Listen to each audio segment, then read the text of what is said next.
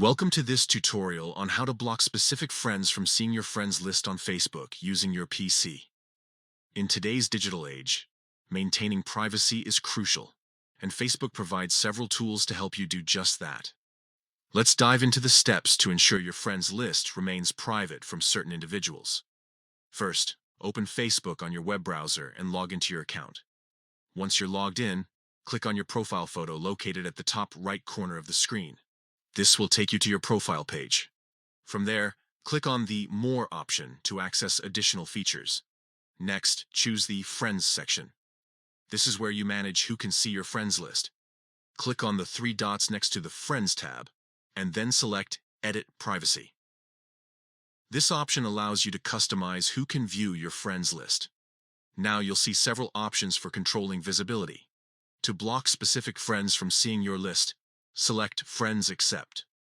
This feature is particularly useful if you want to keep your friends list private from a few individuals while still allowing your other friends to see it.